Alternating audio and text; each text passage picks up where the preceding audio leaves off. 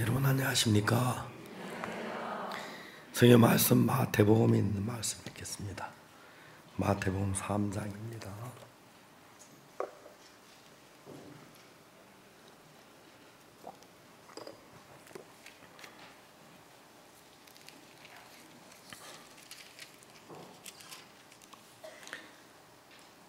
마태복음 3장 13절부터 제가 읽겠습니다.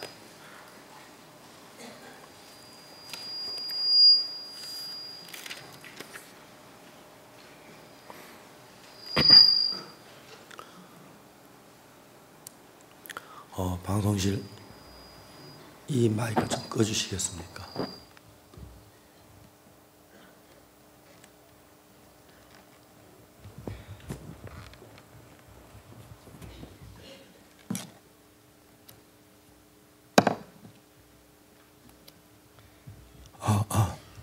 예, 이 마이크는 저하고 좀 안 친합니다. 그래서 오늘 친한 마이크. 마태복음 3장 13절입니다. 이때 예수께서 갈릴리로서 요단강에 이르러 요한에게 세례를 받으라 하신대 요한이 말려 가로되 내가 당신에게 세례를 받아야 할 텐데 당신이 내게로 오시나이까. 예수께 대답하여 가라사 이제 허락하라. 우리가 이와 같이 하여 모든 의를 이룬 것이 합당하니라 하신대 이에 요한이 허락하는지라. 예수께서 세례를 받으시고 곧 물에서 올라오실새 하늘이 열리고 하나님의 성령이 비둘같이 내려 자기 위에 임하심을 보시더니 하늘에서 소리가 있어 말씀하시되 이는 내 사랑하는 아들이요 내 기뻐하는 자라 하시니라. 거기까지 읽었습니다.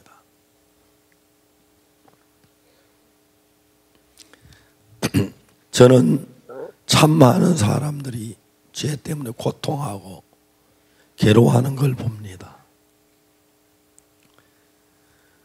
그런데 어떤 사람이 무서운 병이 들었을 때에 약을 먹고 그 병이 깨끗하게 낫는 것처럼 어떤 죄에 빠지고 어떤 고통 속에 빠져도 예수님의 말씀이 들어가면서 그 말씀이 그 사람들 죄에서 해방시켜 준 게 너무 감사했어요. 한 번은 50대 중반의 부인이 저를 찾아왔어요. 설교를 마치고 이제 막 내려오는데 같이 앉아서 이야기를 좀 했어요. 그 부인은 말해 목사님 저는 산파인데요. 그 뱃속에서 한 달 된 아기로부터 9달까지 된 아기 수없이 많이 죽였습니다. 그러니까 이제 거의 사람이 다 된 9달 되면 거의 다 많이 죽였습니다. 그 부인은 그날 엉엉 울면서 목사님 이런 죄도 용서를 받을 수가 있습니까? 이런 죄도 씻음을 받을 수가 있습니까? 라고 물었습니다. 제 마음에서 사람은 그렇게 죽여놓고 무슨 죄사함을 받으려고 양심이 있지 막 그렇게 이야기하고 싶은데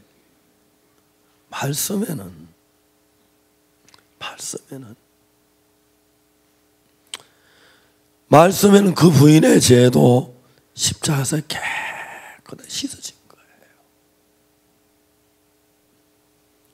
저 세상에 이런 여자가 어디 있어. 사람을 그렇게 많이 죽이다니. 한 번 어느 장관님하고 같이 차를 타고 하면 신앙 이야기를 했습니다. 목사님 저는 모슬렘입니다. 모슬렘도 목사님 말씀을 믿으면 구원을 받을 수가 있습니까? 예, 모슬렘도 얼마든지 구원을 받을 수 있습니다. 왜? 성경에 그렇게 기록되어 있기 때문에요. 저는 종종 제 죄에 대해 생각해 봅니다. 정말 내 죄가 씻어졌을까? 내가 그 많던 죄가 정말 눈처럼 이게 씻어졌을까? 하나도 없이 씻어졌을까? 저는 정말 그걸 못 믿었거든요. 성경을 대하면 내 마음이 정말 신비한 것은 그런 죄들이 깨끗하게 씻어지는 거예요. 생각하면 할수록 하나님 앞에 감사하고 감격스러운 거예요. 근데 이제 그 죄가 씻어진 그냥 예수님이 십자가에 못 박혀 죽으셨다 우리가 잘 알고 있습니다만은 성경에는 예수님이 우리 죄를 씻어 정확한 과정을 밟아서 넘어갔어요. 어떤 사람들만 예수님이 우리가 죄인인데 칭의를 했다, 어렵다고 칭했다고 말합니다. 예수님이 어렵다고 칭하긴 했지만 우리는 죄인은 죄인이다. 죄인인데 어렵다고 칭해 줬다고 해서 어렵다고 하면 안 된다. 어렵다고 칭해 준 거지 우리는 의인이 아니다. 이렇게 이야기하는 사람들이 많이 있습니다. 만일에 예수님이 우리가 죄인인데 어렵다고 칭할 수가 있다면 십자가에 못 박혀 죽을 필요 없고 어렵다 칭하면 되지. 예수님이 죄를 씻을 때는 하나님 앞에서나 사탄 앞에서나 어느 사람을 불문하고 모든 사람 앞에서 완벽하게 죄를 씻어야 언제 어디서도 구원의 확신을 가질 수가 있지. 만일에 내 죄를 속하는 그분이 애매해진다면 구원이 애매해질 수 있고 내가 천국이 애매해질 수 있고 성령이 내 안에 들어오는 게 애매해질 수가 있는 겁니다. 그래서 예수님은 십자가에 못 박혀 죄를 씻으시기 위하여 하나님 앞에서도 씻으셨지만 우리 인간 보기에도 누가 보기에도 우리의 모든 완벽하게 씻어질 수 있는 그 모든 조건을 갖추어야 한다는 거죠. 오늘 우리는 마태복음 3장의 세례 요한에 대한 이야기를 읽었습니다. 마태복음 3장의 세례 요한이 이렇게 시작합니다.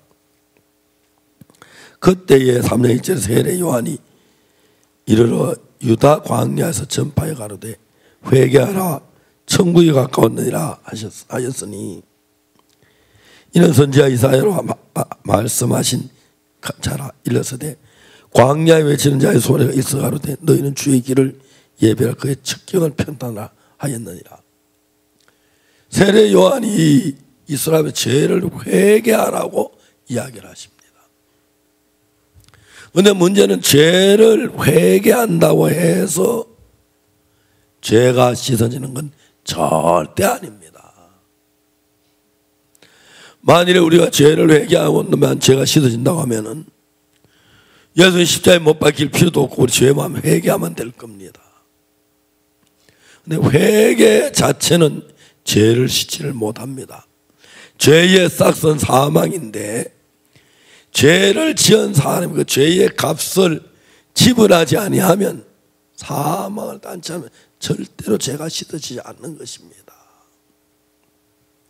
우선 세례 요한은 사람들이 죄를 그냥 씻는 게 아니고 내가 진짜 죄라 나쁘네 죄를 그만 지어야지 악하다 그래 마음에 결심을 하고 그 다음에 이제 내가 죄에 대해 미워하고 죄에서 내 멸망밖에 안 되겠으니까 이제 죄를 씻음받는 과정에 이르렀는데 회개를 하십시오. 회개하는 것 자체가 나쁜 건 아닙니다. 죄에서 내가 정말 죄를 행하는 그 생각에 돌이키고 이제 내 생각을 믿지 말고 죄에 깨다 나를 들이지 말고 거기서 벗어나 회개를 하고 난 뒤에 내가 지금까지 저지른 모든 죄를 정리를 해야 하는 씻어야 하는 것입니다. 회개하고 내가 죄를 깨닫긴 하지만은 그 자체가 죄가 사해지는 건 아닙니다.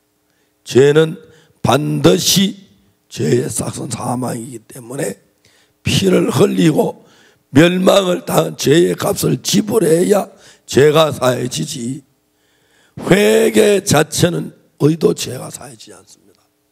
그래서 성경 말씀에 회개하고 죄 사함을 믿어라, 죄 사함을 받으라 그랬습니다. 그러니까 회개하고 난 뒤에 죄 사함을 받아야지, 아무리 회개하고 돌이키고 뉘우쳐도 확실한 죄 사함을 받지 못하면 그 사람은 하나님하고 아무 상관이 없는 사람이라는 것입니다.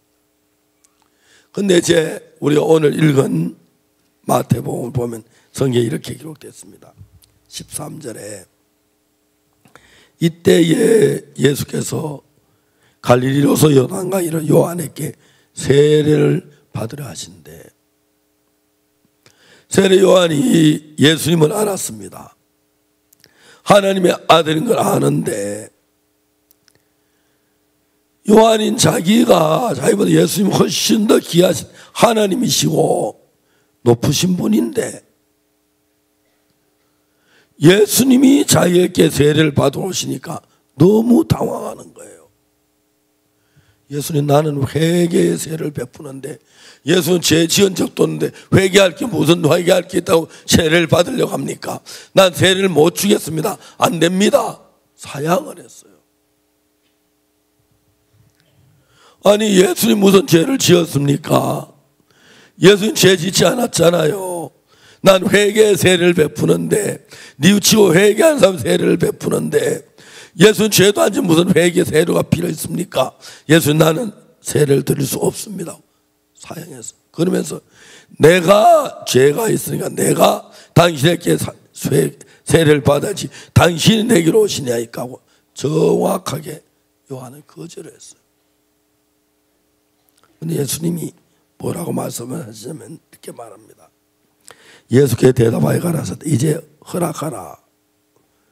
우리가 이와 같이 하여 모든 의를 이루는 것이 합당하니라 하신대, 이에 요한이 허락하는지라. 예수님은 세례를 받으시면서 뭐라 말하면 이제 허락해라. 우리가 이렇게 해야 모든 의를 이루는 것에 합당하다고 했습니다. 아니, 예수님이 나에게 세례를 받는 게 이게 어떻게 해서 모든 의를 이루는 것이대? 모든 의를 이루는 건 모든 죄가 씻어져야 의로워지는 건데, 죄 많은 인간들이 세례 받는다고 의가 이루어지는 걸까? 아닐 텐데. 그때 이제 예수님의 뜻을 요한은 생각해 봅니다. 그때 구약의 속죄 제사나 다른 제사를 드릴 때 우리 죄를 대신해 죽어줄 양을 데리고 옵니다. 양을 데리고 와서 제일 먼저 레위 속죄 제사에 보면 만일에 평민 하나가 부죄에 범하여 그 죄에 깨우침을 받거든, 그는 흠 없는 암염소나 암양을 데리고 옵니다. 그 양이나 염소를 제일 먼저 하는 것이 뭐냐면 이 양이나 염소에게 흠이 있는가 없는가, 그걸 정확하게 구분하는 일을 하는 것입니다. 제일 먼저 양이나 염소에게 흠이 있는가 없는가 그걸 정확하게 구분해서 흠이 없게 되면 그 다음에 이제 무슨 일을 하냐면은 제사장 양의 머리에 안수를 하는 것입니다. 레위기 16장 21절에 제사장은 두 손으로 염소의 머리에 안수하여 이스라엘 백성의 모든 허물과 죄를 고하고 그 죄를 염소의 머리에 두어 미리 정한 사람에게 맡겨 광야로 보낼지니. 그러니까 이제 염소의 머리에 안수하는 이것은 뭘 가리키냐 하면은 염소의 안수, 죄를 염소에게 넘겨가는 그 과정인 것입니다. 그러니까 이제 속죄 제사를 드릴 때 양이 죽고 염소가 죽고 아무리 죽어도 죄가 그냥 있는 상태에서 죽으면 죄를 사하지 못하는데, 내가 죄를 지었더니 죄를 염소의 머리에 안수에 염소에게 넘기고 난 뒤에 염소를 잡아 죽여서 제사를 드려야 하지, 염소가 죄를 넘기지 않고 그냥 죽으면 아무리 죽어도 속죄 제사가 안 되는 거예요. 그래서 우리가 속죄 제사를 제일 먼저 하는, 반드시 해야 하는 일이 안수를 하는 것인데, 예수님이 세례 요한에게 세례를 받으신 것은 예수님 물에 내려가 세례를 받으시고 난 뒤에 세례 요한이 예수님 머리에 안수하는 것입니다. 여러분, 세례 받을 때 반드시 안수하고 기도하지, 그죠? 그 안수하는 그 안수가 세상의 모든 죄를, 세례 요한은 제사장, 아주 제사장이기 때문에 세상의 모든 죄를 예수께 넘기는 그 제사가 된다는 것입니다. 그래서 이제 예수님은 이제 이 세상 33년 동안 사시다 십자가에 못 박혀 돌아가셔야 하는데, 십자가에 못 박혀 돌아가시기 전에 세상의 죄를 뒤집어 쓰고 그 형벌을 받아야 하기 때문에 세상의 모든 죄를 예수님께로 넘기는 그 과정이 세례 요한의 세례를 받으면서 안수받는 그 과정이라는 것입니다. 여러분, 우리가 죄가 뭐 병균 같으면 병원에 가서 검사해보면 아이고 말할리아 병균이 있습니다, 장티푸스 병균이 있습니다, 아이고 저 뭐 감기 바이러스가 있네요, 독감 바이러스네요, 그걸 정말 잡아낼 수가 있습니다. 죄는 세균이 아닙니다. 눈에 보이지 않습니다. 그래서 여러분, 우리 죄가 눈에 보이지 않기 때문에 사람은 죄가 내게 있는지 없는지 모릅니다. 정확하게 얘기해서 정말 내가 죄를 지었으니까 죄가 내게 있다고 생각하는 거지, 죄가 보이질 않기 때문에 내가 죄를 지었기 때문에 난 죄가 있다 그렇게 생각하는 거예요. 그리고 죄를 사했다는 정확히 모르니까 죄만 죄가 있다고 하는데, 우리가 정확히 알아야 하는 건 우리 죄가 어떻게 사해졌느냐. 그래서 하나님은 우리 죄가 사해지는 것이 예수님이 십자가에 못 박혀 죽는 그걸 모든 백성들이 보는 데서 죽임을 당하게 했고, 그 다음에 이제 우리 죄가 예수님께 넘어가는 것도 사람이 봐야 하기 때문에 요단강에서 세례를 베풀 때 예수님은 세례를 받죠. 예수님 세례를 받는 그 순간 예수님이 세례 요한이 예수님 머리에 안수함으로 모든 죄가 예수님이 건너가는 겁니다. 이해가 가십니까? 그렇기 때문에 여러분들이 막 죄를 잘 눈에 보이지 않으니까 오늘 마음이 고통스러우니까 죄가 아직 남아있는가, 오늘 기분이 좋으니까 죄가 다 사해졌는가. 그럴 것 같으면 여러분 극자에 가서 아주 유머 자는 극자에 실컷 웃으면 죄가 다 사해질 거예요. 기분이 좋으니까. 그렇죠? 그 죄는 기분하고 전혀 상관이 없습니다. 알겠습니까? 오늘 부모님이 세상을 떠나셔서 막 슬피 웁니다. 슬피 울다가도 내 죄가 사해진 걸 깨달으면 죄가 사해진 거죠. 죄 사하면 또 웁니다. 그래도 마음은 슬퍼, 부모님 돌아 슬퍼도 죄 사한 그건 변함이 없고요.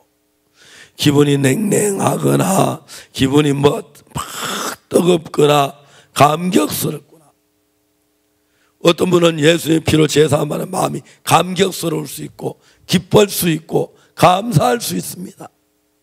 그렇다고 해서 그 감격스러운 그게 죄가 사한 권인이 아니고, 죄를 사한 확실한 걸 찾으려면 내 죄가 어떻게 됐는가 봐야 합니다.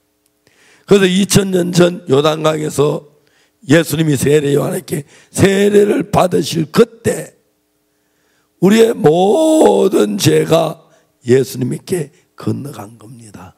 알겠습니까? 그때 이미 우리 죄는 건너갔고 죄는 남아있지 않다는 것입니다. 그때 하늘이 열리고 하나님의 성령이 비둘기처럼 내려서 예수님이 위에 임하는 거 봤습니다. 그러면서 하늘에서 무슨 소리가 들렸습니까? 이는 내 사랑하는 아들이요 내 기뻐하는 자라. 예수님이 하나님 앞에 이 세상에 보내심을 받았을 때 우리의 모든 죄를 해결하게 예수님이 오셨습니다. 그래서 십자가에 못 박혀서 십자가에 못 박혀 우리 죄를 사러 오셨는데, 그 전에 이제 예수님 생각하시다가 세례놓고 세례를 받는 것은 우리 죄를 넘겨받는 거기 때문에 하나님의 그 고난을 당하시기로 결심하셨습니다. 그러 죄를 넘겨받았기 때문에 하늘의 소리가 나기를 이는 내 사랑하는 아들이요 내 기뻐하는 자다. 왜? 예수는 육체의 고통을 생각하시면서 죄를 넘겨받았기 때문에 하늘에서 그 말씀이 들린 것입니다. 확실히 이해가십니까? 그래서 여러분의 죄가 생각나고 기억이 나는 거지, 죄가 사해지지 않아서 기억이 안 나는 건 아닙니다. 기억나는 건 아닙니다. 알겠습니까? 그럼 여러분 죄가 기억이 안 나야 사해졌다고 그런 말하는 분들은 잘 모르는 분입니다. 그러면 과거 기억상실증 걸리면 죄사함 다 받았을 겁니다. 여러분 기억상실증 걸린다고 죄가 사해지는 게 아니고, 확실하게 여러분의 죄는 십자가에서 해결됐는데 안 된 게 뭐냐면, 여러분 마음 안에서 안 된 사람은 죄인이라고 생각하고, 여러분 마음이 그걸 믿을 때 여러분의 마음은 죄에서 해방을 받는 것입니다. 이해가십니까? 그 해방을 받는 거예요. 저는 제가 주님 안에 살아오면서 장팔리에 갔었어요. 어느 날 길에서 17, 18살 난 젊은 청년을 만났어요. 제가 그 두 사람에게 예수를 믿으라고 권했더니 장팔리 간 지 얼마 안 이 사람이 둘이서 구원을 받았어요. 제가 그 두 청년을 생각하면 너무 감사한 것이, 아주 가난하게 살아요. 이 사람이 양장점에 가서 뭘 하냐면 시다라는 걸 하는데, 시다가 뭘 하냐면 재봉 잘못한 거 뜯고 뭐 뒷바라지를 해주고 그 일을 해요. 밤늦게 와요. 밤늦게 와서 저는 이제 예배당에서 성경책을 읽으라고 그래요. 1시간 동안. 한 밤 11시, 한 12시까지 성경 읽어요. 나는 한 11시쯤 자고요. 그리고 그 형제 성경을 읽고, 그 다음에 자다가 그날 아침에 집에 와서 아침 먹고, 그래 이제 다시 일하러 가는 거예요. 하루 종일 그 쉬다고 바쁜데 왔는데, 형제들이 저녁에 와서 구원받은 간증하고 오늘 하루 있었던 간증하고 성경 읽고 너무 귀하고 착한 거예요. 하여튼 그 두 형제가 내 마음에 큰 기쁨을 줬어요. 내가 장파리를 떠나는 날, 형제가 둘 중에 김종용이라는 형제가 있는데, 김형제가 난 전도사님 때문에 손해 많이 봤대요. 그 뭐야, 내가 언제 손해 보였는데. 자기가 집에 있는 어느 날 고구마 장사가 와서 고구마를 팔고 하니 다 팔고, 이 뜰인데 이거 두 관인데 한 관 값을 반값으로 주겠다는 거예요. 야, 이 형제가 돈 있고 해서 이거 교회에 가서 전도사님한테 사락하려고 교회 들고 왔어요. 들고 왔는데 내가 그 형제를 보고, 김형제 고구마 가져왔냐고. 안 건네, 고구마 먹고 싶어 기도했는데 보냈다 그러면서, 이 형제는 저한테 고구마를 팔러 온 거였어요. 내가 믿음이 너무 좋았는지, 그 내가 미리 막 선술 쳐서 그런 이야기를 하니까 영재가 사실은 전도사님이 그런 게 아니고요. 오늘 저 누가 이 두 관인데 한 관값만 받고 가져가라 해서 전도사님 팔아주려고 왔어요. 그 이야기를 해야 하는데 그 이야기를 못한 거예요. 그래가지고 이거 고맙다는 게 예 잡수시죠 하고 형제 집에 돌아갔어요. 그 사람 고맙다고 안 준 거예요. 다음에 드릴게요. 죄송해요. 그래 그 돈 갚느라고 애를 먹었다고 이제 마지막 군대 가는 날 그 이야기를 하는 거예요. 형제가 너무 아름다웠어요. 여러분 이런 얘기 한번 들어보세요. 인생을 살며 가장 행복할 때가 나를 통해 사람이 구원을 받아요. 구원을 받으면 그렇게 사랑스러워요. 그렇게 아름답고 그 김종영 형제, 심재일 형제하고 그 형제는 내가 일생에 잊을 수 없이 그렇게 내 마음에 사랑이 갔어요. 내가 처음에 악국된 구원받은 손을 순자매라는 자매님은 저보다 20몇 살 더 많은데 정말 우리는 연애하는 것 같았어요. 이성적인 건 아니지만 제가 기도를 하면 70%를 손자매를 위해서 기도를 해요. 그리고 그 자매 하루 종일 그 자매 하나님 안에 자라기를 바라고 성경 이야기하고 또 안 그러면 막 뭐락하고 웬 자매님이 하나님 정말도 안 들어요 하고 이제 막 그분도 진짜 사랑을 했어요. 세상을 떠나셨습니다만은 생각하면 잘 잊어지지가 않는 분들이에요. 이게 너무 신기한 게 여자가 결혼해서 아이를 낳아요. 그럼 그 여자 속에 말할 수 없는 아이를 향한 사랑이 일어나는 거예요. 처녀들 말입니다. 친정에 와가지고 친정한 처녀들 집에서 언니가 결혼해가 애기들이 와서 똥 싸면 더럽다고 막 그런 처녀들도 결혼해서 애기 낳으면 애기 똥 맞춤으로 해도 아무렇지 않고 진짜 여자가 애기를 낳으면 엄마가 돼요. 엄마가 되고 나면 자식을 사는 그 큰 마음이 그 속에서 우러나와요. 영적으로도 내가 복음을 전하면서 구원하면 사람들이 그렇게 사랑스럽고 귀하게 보이는 거예요. 제가 대전에 있을 때 우리 자매 한 사람이 있었어요. 목사님, 저 미장원 차리고 싶대요. 이름 하나 지어달래요. 그럼 뭐 살기가 그렇게 어려우냐고, 담배 직장에서 뭐 수입이 적으냐고, 뭐 미장원을 하려고 그러냐고. 이 자매가 뭐라 하면, 목사님 우리가 잘 살지면 그냥 밥은 먹고 사는데 내가 놀면 못합니까?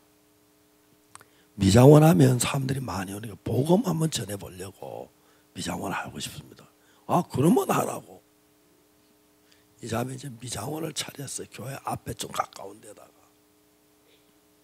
근데 미장원도 좀 이렇게 나는 잘 모릅니다만 머리를 잘하는 집이 있고 못하는 집이 있는데 이 자매는 억수로 못하는 것 같아요. 손님들이 거의 안 와요. 보면은 여자들이 막 미장원에 머리가 예뻐 자기 마음에 딱 들게 하면 자꾸 돈 내면서 오잖아, 그죠? 이 자매 집은 한산해요. 근데 구원받는 사람 안 일어나는 거예요. 안 일어나요. 근데 어느 날 이 자매 소원대로 한 부인이 와서 이 자매가 복음을 구원을 받고 그 다음에 막 남편도 구원받고 그랬어요. 내가 보니 그 자매 완전히 새 사람이 돼버렸어요. 구원받은 말고 미장원 주인이 자기를 통해 구원받은 그 자매를 얼마나 사랑하는지 이 자매 구원받고 우리 교회 나오기 전에 막 시아버지가 핍박을 하고 한번 시아버지 죽이려고 목을 졸랐다 하더라고요. 그런데 막 이 자매는 자기 그 자매 애기 다 빠지고 이제 미자원하는 게 보모가 됐어요. 그래서 성경 가르치고 막 간증하고, 야, 그게 내가 보면 잘 잊어지지가 않는 거예요. 사람들이 세상을 살면서 제일 행복한 것이 복음을 전가하는 거예요. 제 아들이 미국에서 크리스마스 칸타타를 마치고 내 뉴욕에 내가 떠난 뒤에 바로 그 다음날 브라질 집회하러 갔다 하더라고요. 제 아들이 그냥 복음을 이제 구원받는 사람이 일어나니까 어디 약간 좀 정신이 돈 사람처럼 복음에 아무것도 생각지 않는 거예요. 뭐 알래스카 칸타타 하느라고 참모가 막 어려움 당하고 그래도 아무 문제가 안 되는 거예요. 하나님은 우리 구원받는 사람들에게 말로 할 수 없는 행복을 주었어요. 그런데 여러분, 우리가 좋은 집을 사고 돈을 벌고 좋은 차를 사고 화려하게 살고 좋은 음식을, 그게 행복한 건 줄 아는데요, 절대 아니에요. 하나님은 우리 속에 가장 큰 기쁨을 어디에 줬냐면 우리가 복음을 전해서 구원받는 역사가 일어날 때, 저는 그런 기쁨을 늘 가지는 거예요. 늘 행복한 거예요. 사람들 만나가지고 제가 사직에 정확하게 있는 거예요. 자, 마태복음 3장에서 우리 죄가 예수님 분명히 넘어갔지요. 그렇지요. 그 다음 요한복음 1장 29절 읽어보면 뭐라나, 이튿날 세례 요한이 예수께서 자기에게 나옴을 보고, 이튿날 요한이 예수께 자기에게 나오심을 보고 가로되, 보라, 세상 죄를 지고 가는 하나님의 어린 양이로다. 어제 제 요단강 예수님 세례 요한과 세례를 받았습니다. 세례를 받고 그 이튿날 예수님 오시는 거 보이, 세례 요한은 뭐라 그랬습니까? 보라, 세상 죄를 지고 가는 하나님의 어린 양이로다. 어제 안수 받을 때 그때 세상의 모든 죄가 예수님께로 건너간 겁니다. 아멘. 그 확실히 건너. 보라, 세상 죄를 지고 가는 하나님의 어린 양이로다.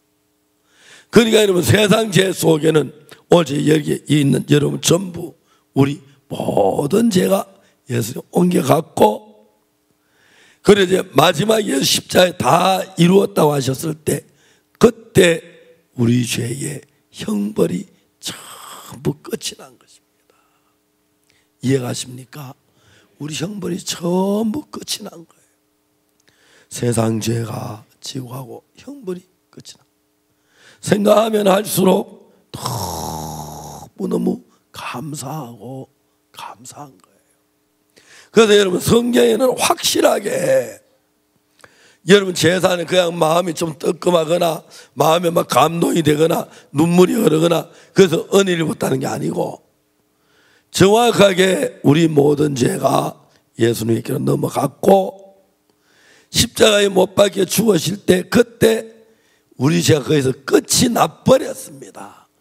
여러분이 어떤 죄든지, 거짓말하는 죄든지, 미워하던 죄든지, 도둑질한 죄든지, 간음한 죄든지, 살인한 죄든지, 부모를 공경하지 않는 죄든지, 탐심을 품는 무슨 죄든지를 불문하고 모든 죄가 세례요한 안수할 때 그때, 그래서 하나님은 우리 죄가 어떻게 넘어가는 걸 그냥 하늘나라에 적당히 제사를 드려가지고 예수님 피를 죽으면 될 수 있지만은, 죄가 넘어가는 과정을 정확히 보여주고, 그다음 세례 요한이 증거합니다. 보라, 세상 죄를 지고 하는 하나님의 어린 양이로다. 우리 죄가 확실히 예수님 넘어가는 인정하고 맞죠? 그리고 그 다음에 이제 십자가에 못 박혀 죽으십니다. 죽으시고 부활하실 때 예수님 뭐라고 했습니까? 예수는 우리의 범죄함을 인하여 내어줌이 되고 우리를 의롭다 하심을 다시 살아나셨다고 로마서에 이야기를 한 것입니다. 그래서 예수님 십자가에 못 박혀 죽었다 살아나셨을 때는 우리 죄를 산 정인으로, 그래 내가 그 사람 죄를 길머졌어, 그 사람 죄를 십자가에 못 박혀 죽었어, 그래서 죄가 씻어진 거야, 확실하게 된 거야, 이 사실을 정확하게 성경이 우리 속에 밝혀준 것입니다. 이게 이 일을 구약의 속죄 제사는 신약이 예수님 이렇게 와서 제사함을 받고 피를 흘려 죽어 죄를 사할 걸 예표로 구약의 양을 잡아 제사 드리고 제단 불에 피를 발라 제사를 드리는데, 그건 실제로 죄를 사긴 했지만 예수의 그림자고, 실제 이제 예수님 오셔서 어린 양이 되셔서 염소와 송아지 피로 아니하시고 오직 자기 피로, 그리고 이 손으로 지은 이 땅에 속한 성전에서 제단을 말미암지 않고 더 크고 온전한 하늘나라 장막에서 피를 뿌림으로 우리 죄가 영원히 사해졌다는 사실을 이번 집회기간 동안에 정확하게 이야기를 했습니다. 저는 제가 구원받고도 좀 혹시 내 죄가 안 사해진 게 아닌가, 내가 이론으로 한 게 아닌가, 그렇게 생각할 때가 참 많았어요. 좀 의심스럽기도 했고요. 정확하게 이런 과정을 모르고 죄 사함을 받았기 때문에. 그런데 성경을 읽으면 읽어볼수록 내 죄가 사해진 건 너무너무 명백한 거예요. 너무 명백하고, 이건 내가 다른 데서 뭐 누구 이야기가, 성경에서 확실하게 죄가 씻어지는데, 근데 그냥 씻어지면 우리가 잘 안 믿을까봐 죄가 넘어가는 과정, 그래서 안수에 넘어가는 과정을 성경에 자세히 그 세례하는 것을 마태가 기록을 해놓고, 그 다음에 이제 십자가에 못 박혀 죽으시는 것은 마태, 마가, 누가, 요한 사복음서에서 어떻게 못 박혀 정확히 기록되어 있고, 그 3일 만에 부활한 것도 마태, 마가, 누가, 요한 사복음서에 정확히 기록돼서 여러분의 죄를 사한 것은 마태가 증거해주고, 알겠습니까? 마가가 증거해주고 누가가 증거해주고 요한이 증거해주면서 완벽하게 죄가 씻게 되는 손끝만큼도 의심이 없습니다. 알겠습니까? 알겠어요? 마귀에 또 이런 마음 흔들어, 그건 너 죄 지었잖아, 그렇게 하면 또 우리가 기가 죽지요. 그래 죄 지었어. 그렇지만 그 죄도 영원히 십자가 위에서 한꺼번에 다 해결된 거야. 어떻게 그건 죄도 안 지었는데 그때 죄 지기 전인데 다 씻나? 예수의 십자가는 영원한 십자가야. 그래서 영원히 씻기 때문에 구약 시대 죄도 거기서 씻어지고 아담의 죄도 거기서 씻어지고, 알겠습니까? 다윗의 죄도 거기 씻어지고, 그 다음에 어느 누구든지 간에 십자가에 못 박힐 그때 죄가 다 씻어진 겁니다. 이해가십니까? 제가 너무 감사했어요. 이번에 아이와 월드 캠프를 할 때 저들이 이제 국회를 방문하게 됐어요. 장관님들이 오셨는데 국회에서 초청을 받아가지고 국회에 가는데 저도 같이 국회를 따라갔어요. 버스를 타고 장관님들 가는데 저는 승용차를 가지고 따라갔습니다. 그래서 본부에서 지시가 내려와요. 이런 장관님들이 박 목사님을 면담하기를 원하는데, 대부분 장관이 30분대 다 저하고 면담하기를 원해요. 그런데 그중에 이제 보험적인 일을 하기 위해서 이제 그런 때가 아주 좋은 때니까 제 승용차를 타고 가는데, 부산에서 선산 휴게소까지는 어느 장관님을 모시고 가라. 선산 휴게소에서 국회까지 또 어떤 장관님 모시고 가라. 국회 내려올 때 어디까지 어느 장관님 네 분에게 복음을 전할 시간이 있는 거예요. 제가 이제 국회에서 내려올 때 나미비아 장관님하고 같이 이야기를 했는데, 나미비아 장관 여자분이에요. 여자분인데 키가 저보다 한 30cm 더 큰 것 같아요. 아주 키가 크신 분이에요. 부산서 우리가 이제 그 부산 시장님이 식사 초청을 해가지고 점심 먹으면 이분이 인사만 하는데 첫 마디가, 저는 키의 축복을 받아서 허리를 숙여서 마이크를 이야기하겠다고 마이크가 이렇게 해서 이렇게 그분이 교회를 열심히 다니는 장관님이었어요. 성경차가 참 좋은 게 네 사람이 앉잖아요. 제가 영어를 잘 못하잖아요. 그러니까 이제 운전하는 분이 한 분 있고 그 옆에 통역이 앉아요. 그 뒤에 장관님이 앉고 옆에 내가 앉아요. 그래서 이제 복음 이야기를 해요. 나미비아 장관님하고 저하고 굉장히 제가 부딪혔어요. 아주 분위기가 험악해졌어요. 이분은 뭐 자기는 죄사함 받았다는 거예요. 그러시냐고. 자기 구원도 받았다, 성령도 받았다. 그렇지만 내가 죄를 지은 죄인이 아니냐. 그래서 그 이야기 가지고 저거 한동안 다투었어요. 죄사함 받았지만 죄 안 지은 사람이 누가 있느냐. 죄사함 받아도 죄를 지은 죄인이다. 그 장관이 막 확고하게 그거 가지고 저한테 우기시는 거예요. 장관이라고 해서 성경을 다 잘하는 건 아니거든요. 그 분야에는 전문가지만. 장관님 이야기해. 장관님,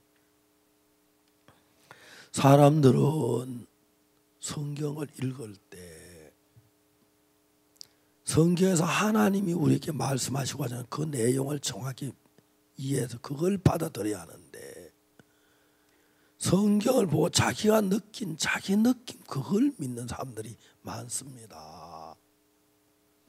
그래서 성경을 읽을 때 정확하게 성경이 말하고자 하는 의미 그거를 발견하는 게 아주 중요한 겁니다. 나 그렇게 믿지 않느냐고. 아닙니다, 장관님. 장관님이 죄를 사함 받았지만 죄를 지었다고 죄인이라면 제가 온전히 사함 받지 않은 거네. 그거는 온전히 사함 받다고 할 수 없는 거고, 죄인이라면 죄를 사함 받은 게 아닙니다. 그리고 죄인 속에 무슨 성령이 임합니까? 그 자체도 틀리고, 구원이란 말은 죄에서 건진받았다는 말인데 장관님이 구원받았다고 하면서 죄인이라고 하는 건 아주 죄 문제 해결한 그건 진짜 구원도 아닙니다 하면서 좀 막 부딪혔어요. 이제 그 서울에서 막 차 내려 이제 시간이 얼마 그 선산 휴게소까지 그 가까이 오는데, 그래서 제가 쭉 성경 이야기했어요. 예수님이 우리 죄를 사하기 위해 십자가에 못 박혀 죽으신 것과 성경에서 우리 죄가 영원히 씻어졌다는 이야기들 하나하나 펴서 이야기를 했을 때 장관이 깜짝 놀라시면서 눈물이 글썽글썽 하면서 그 제사에 이제 구원을 믿는 거예요. 막 너무 감격했어요. 제가 막 저도 옆에서 얼마나 기뻤는지요. 진짜 기뻤어요. 너무 기쁘고 그 장관님도 굉장히 행복했어요. 그래서 날 보고 그날부터 오빠라고 불러요. 그래서 장관 동생이 둘, 대사 동생 하나. 요즘 또 죄송합니다. 뭐 이렇게 가족들이 자꾸 늘어나기 시작합니다. 이번에 나미비아가 또 저를 시계를 하나, 좋은 시계를 하나 예쁜 걸 사서 다른 편에 또 보내오고 정말 고맙다는 거예요. 저는 장관도 그렇고 대통령도 구원을 받으니까요 그렇게 기뻐하더라고요. 파라과이의 페르난도 대통령께서는 제가 복음을 전할 때 구원을 딱 받고 나시더니 내 손을 꽉 잡고 얼굴이 퍽해진 한참 동안 손을 놓질 않았어요. 이분은 과거에 신부였었어요. 근데 신부였는데 사랑하는 여자가 있었어요. 아기를 낳았어요. 근데 이분이 대통령이 되고 난 뒤에 그 부분을 가지고 고심을 많이 했어요. 그러다 제가 한국에 와서 그라시아 합창단이 대통령 환영 음악회 가서 페르난도 루고 대통령에서 대사관에서 그라시아스를 초대 음악회를 했는데 그거 갔다가 대통령 만나서 한 30분 동안 같이 이야기 나누면서 죄사함 거듭남의 비밀 책을 하나 선물로 줬어요. 에스파뇨 스페인어로 된 책을. 이분이 그 책을 전부 다 읽고 난 뒤에 저를 만나고 싶다고 연락이 왔어요. 제가 파라과이 월드캠프 하는 날 가서 세 번째 날에 그분을 만나게 됐어요. 대통령궁에 전날째 전화를 했어요. 비서실장한테 내가 대통령 만난 시간이 얼마냐? 40분. 40분 동안인데 인사만 하고 그라시아스 노래 또 몇 곡 해야 하기 때문에 쭉 구원을 받으셨어요. 이분이 구원을 받고 난 뒤에 그 다음 날 신문 기자들을 전부 불렀어요. 불러가 뭐라 하냐면 내가 대통령인데 국민들에게 고백할 게 있다. 나는 신부지만 죄를 지었다. 난 아기가 있다 그랬어요. 하나님께서 내 이 모든 죄를 씻어주셨다. 파라과이 국민들도 나의 죄를 씻어줄 줄 믿는다고. 깜짝 놀랐어요. 구원받거나 국민들 솔직히 그 이야기를 했어요. 그게 막 온 세계 신문에 다 떠다녔어요. 그런데 참 많은 사람들이 대통령을 좋아하는 거예요. 보통 사람보다 숨길 텐데 너무 솔직하다, 깨끗하다. 그분이 진짜 구원을 받고 너무 변한 거예요. 대통령 인사를 하고 이제 우리 나왔는데 한 10분쯤 됐어요. 비서실장이 전화를 했어요. 오늘 제 대통령 크리스마스 칸타타 공연하는데 같이 참석하기로 했다고. 우리가 너무 기뻤어요. 한 10분 후에 다시 연락이 왔는데 26개 부처 장관들 전부 오늘 저희 의무적으로 칸타타 참석하라고 그 대통령이 명령을 내렸어요. 그 칸타타 제일 뒷자리에 대통령하고 장관들 있는데 제가 대통령 옆에 앉아서 같이 이야기하는 칸타타를 참석하고 제가 또 메시지를 전하고 대통령께서 마치고 돌아가시도 않고 합창단이 일일이 악수해 주면 너무 좋아하고 그래서 제가 해마다 파라과이 갈 때마다 대통령 꼭지를 초청해 주셨어요. 그 이듬해 대통령이 암이 걸리셨습니다. 그래가지고 파라과이 치료가 안 돼서 브라질에 갔습니다. 상원의원하고 똑같은 암이었는데 브라질에 가서 브라질 병원의 병원장한테 브라질 대통령이 전화를 해서 꼭 낫도록 정성껏 치료해 달라고 부탁을 했는데 대통령이 어느 날 죽어가고 있었어요. 그래 의사들 전부 다 회의를 했는데 그때 여자 의사 한 사람이 나타나셔서 이런 얘기를 했어요. 우리는 지금 대통령 치료를 실패하고 있다. 대통령이 여기 오실 때 안 이랬는데 와서 지금 다 죽어가는데도 우리는 아직까지 그 방법을 안 버리고 있다. 이러면 대통령이 죽는다. 우리 그 방법을 버려야 한다. 우리 치료 방법이 잘못된 거다. 그럼 어떻게 해야 하느냐? 다시 오늘 대통령 처음 오신 것처럼 처음부터 다시 시작하자. 이 방법 버리고. 그리고 그날 대통령 다시 쭉 검사를 했는데 대통령이 샤스 단추를 푸시는 여기에 자욱을 보면 여기에 병이 하나 있는 걸 발견했다고. 그걸 수술하고 나서 그 다음날 약을 먹고 그때부터 말을 하기 시작했다고. 그때는 파라과이 대통령이 다음 누가 대통령이 되냐 그거 싸우고 있었다 하더라고요. 그리고 그 있던 날 건강해지고 살짝 아주 건강해지고. 근데 그 국회의원은 죽었는데 자기는 살았다고. 하나님께서 나를 지켜주었다고. 똑같은 병아 똑같이 사망의 엄침한 골짜기를 지나갔는데 구원받은 하나님의 아들 된 대통령 살게 하셨고 국회의원은 죽었다고 하더라고요.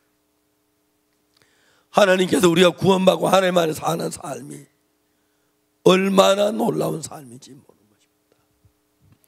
똑같이 병이 들어도 똑같이 어려움을 만나도 똑같이 죽음을 당해도 똑같이 고통 속에 있어도 확실하게 예수님의 피가 내 죄를 사한 것을 정확히 믿는 사람들. 그래서 여러분 저는 여러분들 이 사실을 정확히 믿기 위하여 어떻게 우리 죄가 예수에 건너가서 어떻게 그 사실을 정확하게 성경에서 발견할 수가 있습니다. 예수님이 세례 요한에게 세례받는 건 그냥 세례가 아닙니다. 우리의 모든 죄가 예수에 넘겨가는 것, 그 과정을 많은 사람이 보도록 아마 지금까지 텔레비전 중계했겠죠. 그죠? 그래 전부 다 녹화해 놨겠죠. 근데 그때는 텔레비가 없고 녹음기가 없었고 녹화한 게 아쉬운 건데 성경에서 정확하게 기록해서 예수님이 세례 요한 세례를 받은 그 순간 우리의 모든 죄가 예수에 건너간 겁니다. 지난번 제가 파라과이 갔을 때 월드캠프 대통령이 축하 메시지, 지금은 대통령이 아니십니다. 임기가 끝나고 상원 의원 다시 당선이 되셨는데 다음에 대통령 한 번 더 하려고 지금 준비를 하고 있는 것 같습니다. 그런데 그때 우리 캠프에 왔어요. 와서 축하 얘기를 하라고 하니까 앞에 나가서 성경을 한참 찾고 계세요. 한참 찾고 잘 못 찾으셨던가 봐요. 한참 찾더니 일떡을 야곱이 약복가의 천사와 씨름한 그 이야기를 읽으시더라고요. 그리고 마지막에 천사에게 야곱이 뭐라 그럽니까? 나를 축복하지 아니하면 놓아보내지 않겠다고. 그러면서 대통령 그분이 뭐라고 말하냐면 오늘 내와 나도 하나님 축복하지 않으면 안 가겠다고.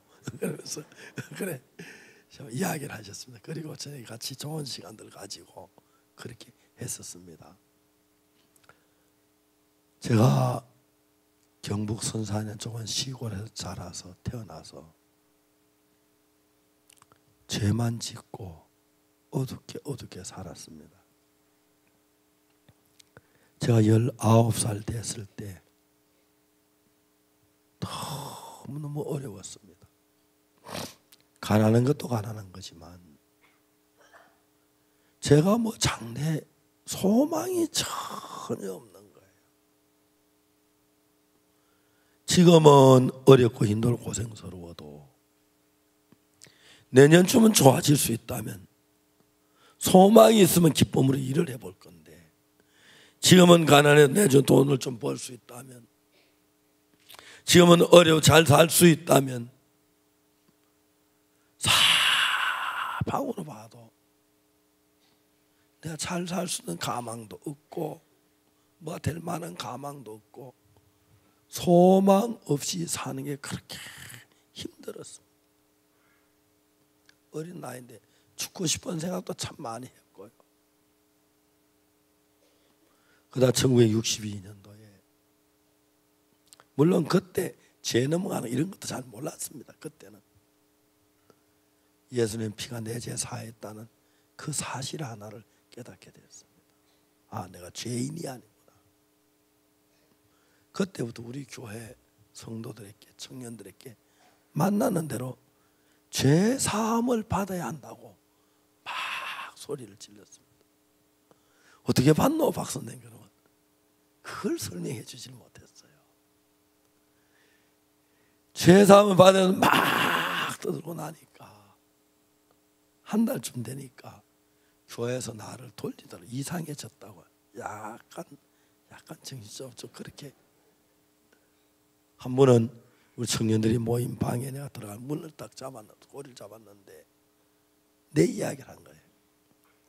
박옥수 그 녀석 웃기는 녀석이야. 내가 지를 아는데 지가 죄가 없다고. 잘 알지요. 같이 다 나쁜 짓 많이 했으니까. 와 웃더라고요. 들어갈까 말까도 안 들어가고 문고리를 놓고 돌아 나오는데 그렇게 고독했어요. 내가 아는 사람은 교회 친구들밖에 없는데 이 교회에서 내가 외면을 당하는구나. 교회 사람들은 다 나를 외면하는구나. 내가 어떻게 해야 하지? 그렇게 하고 있었어요. 그런데 하나님이 너무 귀한 계획을 가진 것이 길기수 선교사님이 우리 선산에 왔고요. 딕 선교사님이 선산 구미 고모산에 수양회를 했어요. 우리 교회에 문동무 장로님 나이 많은 장로님이 있는데 이 장로님 늘 목사님 설교에 불만을 품고 있었던 분인데 우리 교회 청년 15명을 데리고 구미 금호산에 딕 선교사님 수양회에 참석했어요. 저는 그때 몰랐어요. 나는 빼놓고 저들끼리 갔어요. 그래서 15명을 구원받아 딕 선생님이 침례를 전부 베풀었어요. 장로교회에서 침례를 받고 와서 교회가 발칵 뒤집어졌어요. 난리가 났어요. 한번 주일 예배를 마쳤는데 어떤 모친이 타박타박 오더니 제일 앞에 장로님 문 열면서 우리 아들 왜 빠졌어? 그땐 침례가 먼저 물에 빠졌더라. 그런 소리가 우리 아들 왜 빠졌어? 왜 빠져? 막 소리 질렀어. 문장은 또 아주 뭐 그런 분이 아니고 건졌어. 왜 건졌어? 왜 건졌어? 닦았어. 그분 아드님이 영어를 너무 잘해요. 그 당시에 영어 잘하면 참 찾기 어려운데 그분이 영어를 너무 잘해서 할 일이 없으니까 딕 선교사님한테가 통역을 했어요. 그러면 딕 선교사님 선교학교를 시작할 때 장로님한테 편지를 써서 선교 학생 좀 소개해달라고 그래서 장로님 저를 보고 선교학교 가라는 거예요. 박 선생 자네 요즘 뭐하나 선교학교 갈래? 선교학교 무슨 학교입니까? 그러니까 그거 가면 미국 사람들하고 말이야 커피 마시고 샌드위치 먹고 밤낮 굶던데 하나님이 그렇게 인도하셔서 선교학교에 있으면서 그리고 악곡동에 장발려서 복음을 배우고 또 군대에 있을 동안에 그리고 김천에 대구에 있으면서 대구 파동에 있는 동안 하나님 성경 말씀을 많이 깨우쳐주셨어요. 이런 말씀들을 전부 1년 동안에 깨우쳐 주셨어요. 그래서 복음을 전할 때마다 구원받는 사람이 일어나는 거예요. 우리는 예수를 믿는 것이 하나님의 아들 예수의 피로 우리가 사했던 구원을 믿는 건데 예수님은 아들을 낳으리니 이름을 예수라 하라. 이는 그가 자기 위해서 이제 구원할 자이죠. 왜 이름을 예수라 하면 예수라는 이름의 뜻이 여호와의 구원이란 뜻이에요. 우리를 죄에서 구원할 자이기 때문에 예수란 구원이란 이름을 지었어요. 그 말대로 예수 우리의 모든 죄를 짊어지시고 십자가에서 피를 흘려 죽으시고 부활하셔서 우리 죄가 사한 걸 확실하게 나타내고 증거하는 그런 귀한 역사를 이룬 것입니다. 그래서 여러분들이 이 성경을 읽을 때 여러분의 마음은 다 수시로 변합니다. 아침에 슬펐다, 저녁에 기뻤다, 아침에 외로웠다, 저녁에 뭐 즐거웠다가 막 화가 났다가 자주 변합니다. 그럴 때 자주 변한 여러분의 마음은 어떠든지 그 상관하지 말고 성경 말씀에서 뭐라 그러냐. 보라, 세상 죄를 지원한 하나님의 어린 양이도. 그러면 예수님이 세상 죄를 지원 하나님 어린 양, 세상 죄니까 우리 죄도 거의 포함돼서 그때 예수님 지고 가셨고 십자가에 못 박혀 죽으시면 우리 죄가 사해진, 그건 확실한 것입니다. 이해가십니까? 그래서 내가 기분이 좋고 안 좋고 상관하지 말고, 아니 난 감동이 없네, 난 눈물이 안, 그것하고 죄가 사해진 건 상관이 없어요. 죄가 사해진 것은 빚이 내가 빚진 사람은 빚을 갖고 막 이제 내가 빚을 벌어놨다 기뻐서 울어도 빚이 사해진 거고, 아이 빚 갚았다 시원하다 그것도 빚 갚아진 거고, 빚 갚아도 기분 아무렇지도 않네 그것도 빚이 갚아진 거예요. 그래 이해가십니까? 빚 갚고 돈 하나도 안 남았네 그것도 빚이 갚아진 거예요. 알겠습니까? 그래서 예수 우리 죄를 죽어 피 흘려 죽으니 그 사실을 마음에 받아들이는 것입니다. 그래서 여러분들이 어떤 이 복음을 저한테 막 감동적으로 눈물 흐르고 막 감격스러운 이야기를 해야 되는 게 아닙니다. 그런 걸 믿지 말고 정확하게 하나님 말씀대로 내 죄가 확실하게 사해진 그 사실을 깨닫고 믿는 믿음을 가진 사람들은 그 믿음대로 마음의 죄가 벗어지고 하나님의 성령이 여러분에서 역사하시고 은혜를 베푸시는 것입니다. 기도하겠습니다.